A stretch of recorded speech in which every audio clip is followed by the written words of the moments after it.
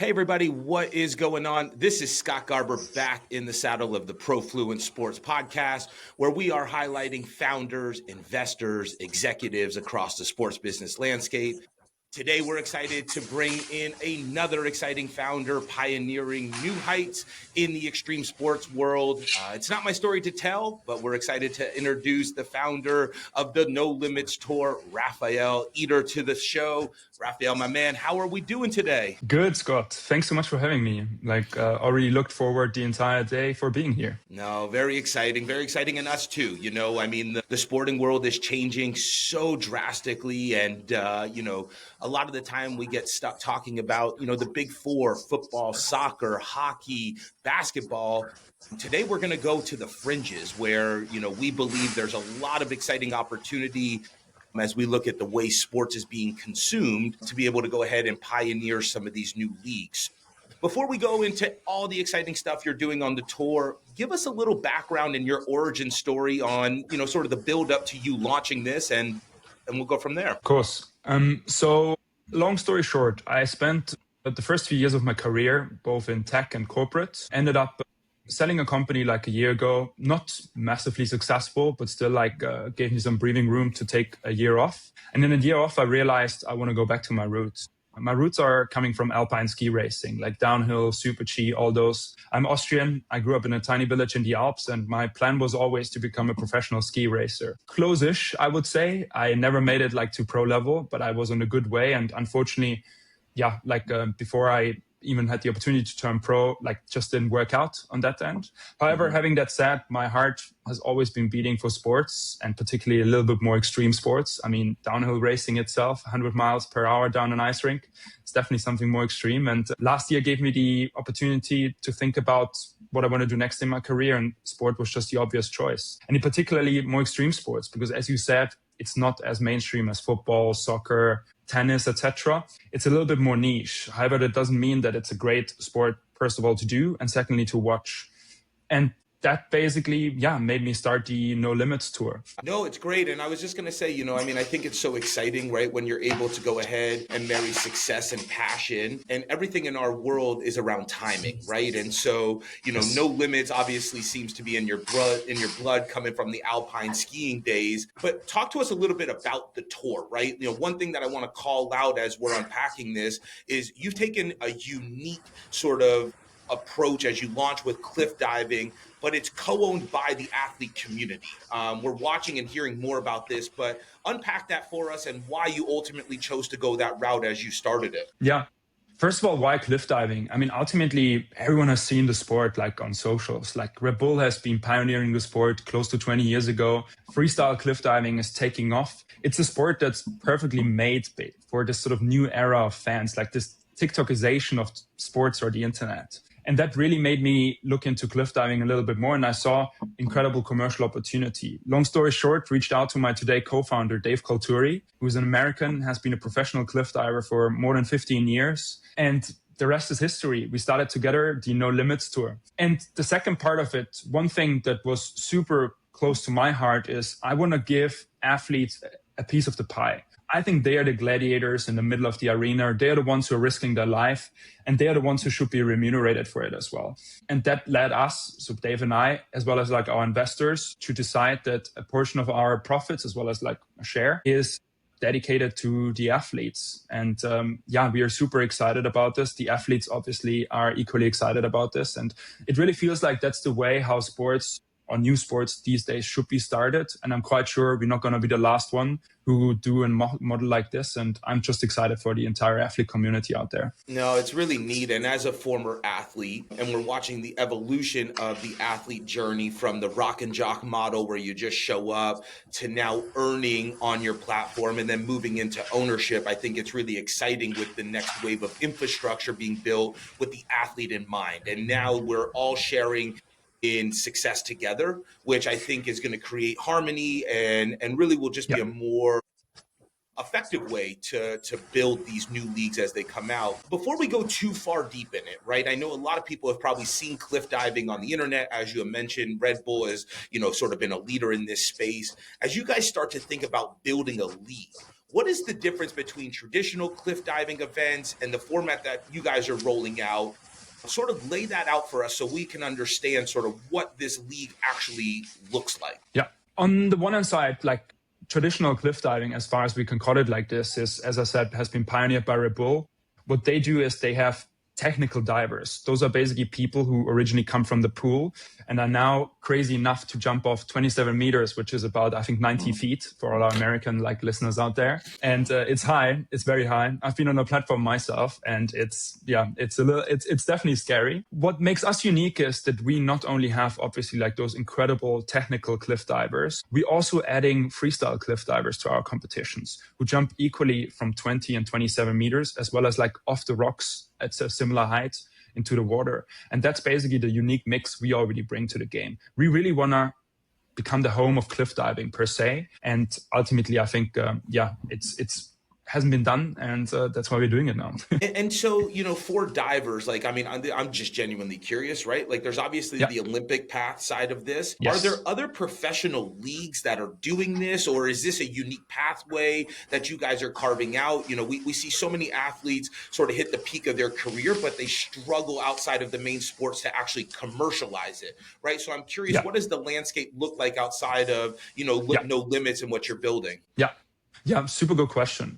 Ultimately, let's start with what's a little bit more established. So as I said, Red Bull has their own series of events each year. It's between 4 and 6, if you look historically. And then in addition to this, World Aquatics, which is the governing body of all water sports, they also have what they call high diving events. They have usually high diving world championships every 2 years. And then in addition to this, maybe one World Cup each year as well. Which means people on the Red Bull circuit or people on the World Aquatic circuit have so far 4, 5, 6 events a year, which ultimately we all know is not enough at all for athletes or anyone like to make their bread and butter. And that's basically on the first sense where we come in with our sort of unique take on how we want to do events. In addition to this, you have also other leagues like Dodds Diving. I think they have, I can't remember his name right now on the top of my head, but I think he has been on a podcast here as well. Sure has. We're also in the diving space. And I love Dodds Diving. It's so fun. It's so cool to watch. And it's just like another take on diving again. It's a different height. It's a different sort of format of performance as well. It's all about the sort of the Dodds entrance, if I can call it like this. And ultimately, it's beautiful what they're doing. And I think all of us together, like in the diving or cliff diving space, will really be able to, take the sport to new heights. It's super cool. No pun intended there, I hope. So let me ask you this, right? You guys have done some events, right? So I believe you did one here stateside in Texas. You know, very curious, right? Like, I mean, obviously it's a little more structured when you're just going off of diving platforms. You can pick pools. From the tour lens, how are you guys identifying the locations in a global circuit that ensures safety for the divers, but also creates enough room for spectators and to build all the commercial rails around it to make it successful? Walk us through that process of identifying new locations and growing the tour. Yeah. I mean, ultimately, our ambition is to be a global tour. Our ambition is to not only have the sport at some of the most scenic locations in the world, everything from this beautiful lake in Texas we have been on towards Hawaii, it's like places like the Algarve in Portugal, etc., but also bring it to the biggest cities like London, cities like Hamburg, cities like Sydney, Perth, etc. Those are all places we are super keen and currently looking into where we can set up events there.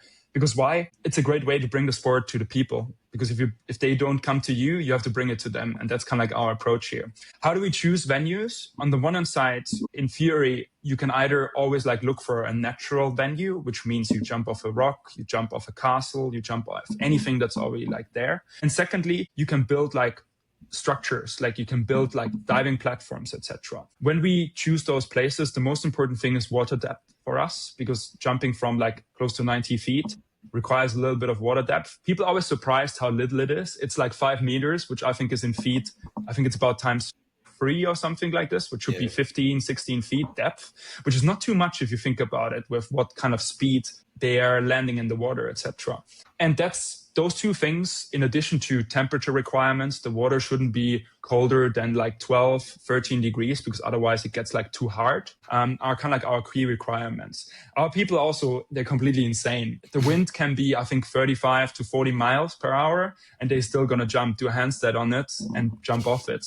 They are completely completely crazy. And I don't even want to think about it, what I would be doing if I would be even standing on there with such a wind. No, I mean, I don't know that I would go up there to begin with, never mind stand on there and have all the nature's elements. It's quite impressive. And, I want to drill in a little bit on the business side of this, right? I mean, I think it's really neat. We just had Dan Porter, who is the CEO from Overtime, on the podcast. And they took a media first approach around community and then started to build leagues and infrastructure on top of it.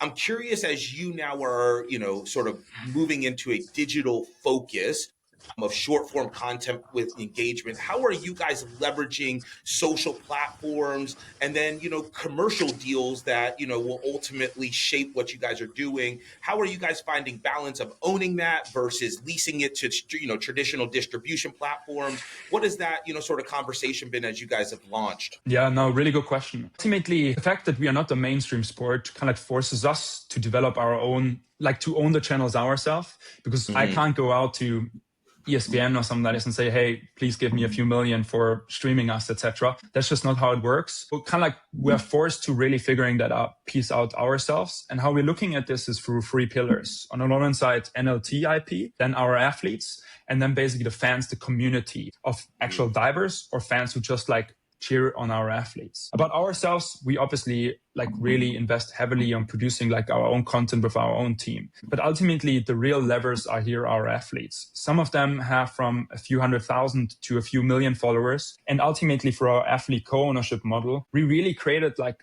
kind of like a movement and something together, because the sum of parts is just bigger here than each individual. And that's really what we managed to not only communicate and persuade our athletes, but ultimately it just makes sense. And finally, our community, like cliff diving, not everyone has to jump from 90 feet. You can jump off a cliff from like 3 feet, like even, it doesn't really matter. It's the sort of action, and pretty much everyone once in their life, they have jumped off something. And we really want to tap into this even more, as we are doing right now, by activating our community, asking them basically to co-post, co-share content with us, doing like little competitions for them, etc. Because ultimately, it's the masses that really allow us to also obviously work effectively with sponsors, because it's cool that we have like our 20, 30 athletes, etc. It's cool that we have our own IP. Sponsors really want to be in front of the eyeballs of the masses. And in our case, of this sort of generation of people under 35 who are really keen on outdoors, who are really keen on seeing moment after moment, on seeing authentic athletes. And that's basically where the commercial model and like our sort of content ownership structure, leads us to. And it's really neat. We talk so much about the flywheel between the parent company, the athletes, and the fans. And collectively, if you can find unity in all of that, it creates a trusted ecosystem for sponsors and brands to come into, that not just have the logo on it, but it actually leads to the behaviors we want, which is really neat to hear that at the foundation of what you guys are building there. Genuinely curious here, when we look at some of the other leagues, there's drafts, there's tryouts. How are you guys selecting the participants that ultimately join the tour? Yeah, you a really good point here. And ultimately something that we're working on super hard, because the ultimate aspiration is to take our sport to the Olympics. Because we believe, if you look what has been historically added to the Olympics, it's sports like skateboarding, surfing, breakdancing. Why? Because people actually watch it and they love it. And we believe that this is something that we can bring as well. What's definitely still missing is what we would call, like, I don't want to call it, I'm not sure if feeder leagues is the right word, but more like junior leagues and development paths, etc.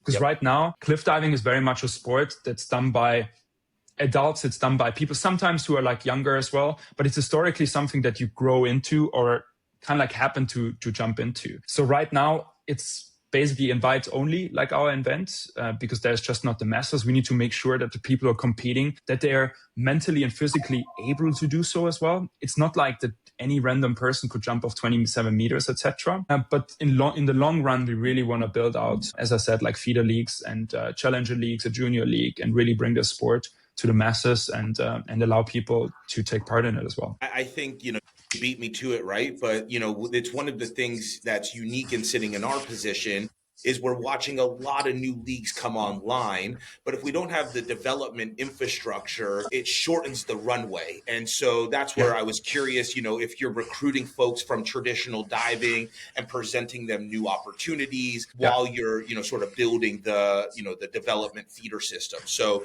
super, super cool there. Going to put the business hat on here for a second. Outside of Yeah. jumping on cliffs, as a founder, obviously it takes capital to be able to go ahead and launch these leagues and build cohesive ecosystems. What has that journey been like for you? Has the capital markets been receptive to you building new leagues when pitching this? What is sort of the business side of building the infrastructure of the league look like to make sure that you are well capitalized to have the runway needed to build to the Olympics? Yeah, it's a really good question. And ultimately something that I had to learn, just by giving it a go as well, because I come from the tech side of things, like tech VC money, which is completely different to the type of investors who are interested, very, very different, interested in like more sports and IP assets. And I think the biggest difference here is that ultimately with cliff diving or like the NLT, this is not going to be $100 billion company. Like it's just not possible at the sheer scale. Maybe like in 50 years time, sports, and I do hope that's the case, plays such an important role in society that everything around it is elevated. But in reality, it's not a classical sort of VC case. So you do have to go to more traditional investors who are more familiar with the media space, more familiar with the sports space in general. The journey for us has been, I think it worked out quite well. We managed to raise our first round of funding. I think it was like 6-8 weeks. Some of my former investors came along for a second ride again. We added a few new investors from the sports space, from the media space, from the e-gaming space, because there's so much similarity in what we are trying to do here. And together with all of them, we have the patience, as well as like the capital to really get this off the ground. But ultimately, becoming profitable is definitely a key goal of ours as well. And at least doing as soon as possible all of our events on a cost base is definitely like one of the key goals we have, because that's what's just going to allow us to scale with the patience we need, but also like with the rigor that's required. No, it's really cool, and congratulations, right? Like, I mean, we see such an emergence of technology and leagues and infrastructure as the asset class of sport continues to grow. It's incredibly challenging to cut through the noise and find the right capital to help accelerate your project. With that being said, you're not just selling a vision of 1 year when you're raising capital. So talk to us, as No Limit continues to grow and scale, what does that journey look like over the next 2 or 3 years? And what is the vision of where you guys are going? Yeah, look, I think I said it before. I think action sports or more extreme sports are tailor-made for the sort of newer generation of fans. They are highlight after highlight. They are outdoors. They allow people really to kind of like to look up to people and have this sort of awe and wow, how inspiring you are by doing those certain things. So ultimately, the extreme sports space is what hooked me on and what also led us to call it No Limits Tour from day one, NLT, because the idea is to not only end up in cliff diving, but ultimately add other action sports, other extreme sports to our portfolio, where we're going to do a very similar approach, like what I've basically said before in cliff diving, and always go for sports that have not yet been professionalized, which sometimes means becoming creative, but also kind of like a little bit inventing sports. Ultimately, I think it's something that I'm super, super excited about. And obviously our investors have been excited about as well, because it's not that easy in sports to find new opportunities as well. I mean, we have been playing tennis for, 100, 200 years. Yes, there are a couple of challenger leagues, but it's really hard to compete with the ATP in that sense. So we're really trying to rather build something new rather than compete with someone. Yeah.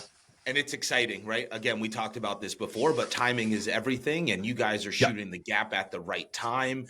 And I think there's a global spotlight on the extreme sports space. You're not limited to, one geography, which is super exciting. All right. As we start to turn the corner and bring this thing home, I'm curious, right? We're very fortunate to get to talk to founders like yourself. As you look back from the time you had the idea to where you're at now, what is the one thing, or is there one thing that sticks out that you just didn't expect along the journey that has either been positive or negative? I'm just always curious, like you had this wide-eyed vision and now you're here. What's the one thing that you could never expect when you sort of set foot on this journey? Yeah, I think that's a really good question. And I think I literally came to that realization a couple of weeks ago. Setting up a new sports league from scratch takes time. We are planning now for 2027 and 2028 already. Me coming from the startup space where literally you think in 2 week cycles or something like this, or sometimes 6 weeks, this was completely surreal to me. But ultimately, it's something that I actually started enjoying a lot, because it not only means that you can actually be sometimes a little bit more thoughtful. That doesn't mean that we are lazy and not working or anything, but it means that we really have to be intentional with what direction we are going. And also it means that if someone in 5 years' time decides to try something similar to us, it's just going to take some time to even get the permits for places like we're looking at, etc. Get to know the local people that you need to get this off the ground. And I see that. So basically, it's definitely like a disadvantage, but it's also a big advantage once you have done it. What an interesting correlation. Coming from the sports tech side, moving from sprints to being 6 to 8 week long, as you alluded to now 2 to 3 years long. When you're able to pull that off, it creates a moat that I think is really challenging to come up against. Really, really good feedback there. I think that's, again, selfishly, these are the lessons that I think get buried beneath sort of the vanity, but it takes time to build anything that has a solid foundation. I think that's a huge nugget there. Let me ask you this, as we travel around the world, you said that you've jumped from some of these cliffs. Is there anyone that sticks out to you where it's like, I can't wait to get there, and either you jump or watch your league participate? Look, I'm Austrian. And that's where I grew up, where I spent the first 18 years of my life. We have beautiful mountains, we have beautiful mountain lakes. And there's a particular place, I think it's like 10, 15 minutes away from home, where I think the cliffs should be between 80 to 90 feet, where I would love to do, I don't think an event is actually realistic, but we also love media projects. So I would love to see some, or maybe all of our divers go there eventually at one point and take a leap from there. And that would be definitely something that, I don't know, I would be proud of for the rest of my life. Cool. To bring it back home and mix it all together there, I think, that's always neat when you can make an impact, with the place that helped shape you to be the human that you are. Let's make that dream a reality. We have the right people in our world. And then I think exactly. The last thing from my side, as a founder, the space is moving so quickly. How do you make sure that you're leading your team in the right way? Where are you? Are you finding mentors? What books are you listening to stay sharp and relevant as you're steering the ship for the tour? Yeah. Look, I'm super young to be leading a league like this. There's a reason why most people who start leagues are, I think, in their 40s or 50s or 60s. It requires a lot of knowledge, but also knowing people. So my biggest learning and how I get learnings is mentorship. I'm literally on WhatsApp or an iMessage with some of the most successful CEOs, secretaries of some challenger leagues, as well as other leagues. And I ask them so many questions. I always feel like the dumbest person ever there. But ultimately, I think that's the way to go when you're in an area that you're not too familiar with, and just asking the question in a way that you can take as much knowledge from them as possible. So I think mentorship, and I can mention a few people like Sam Renouf, CEO from the PTO, or Alejandro Agag from E1 series, etc. Those are all people I look up to and people I ask for input, ask for help. And I'm very grateful that they're very open to do so. I love it. And I think that's what we're going to take it home on. And what's really neat is I think there's merit to what you might have said 10 years ago, being 40, 50, 60 years old and starting a league. The reality is consumer behavior is changing faster than ever.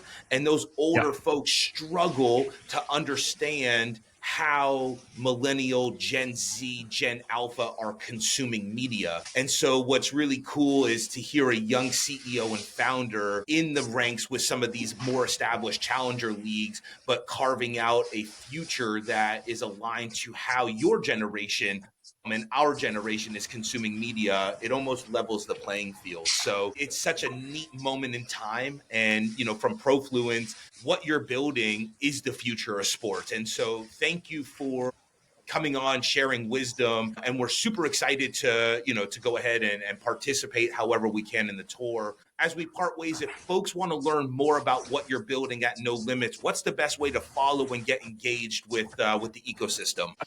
I think the best way is to follow us on all different social channels. On each social channel, our handle is No Limits Tour. That's Instagram, TikTok, YouTube, as well as obviously the domain as well. And that's definitely the best way to stay in touch with us and see not only the amazing content we produce as the No Limits Tour, but also like our athletes as well as our fan community. I love it. Well, listen, we are excited to make it out to an event and come check out what you guys are building. In the meantime, continue the successful journey and look forward to checking in here shortly. Thanks so much. Have a good one. Talk soon.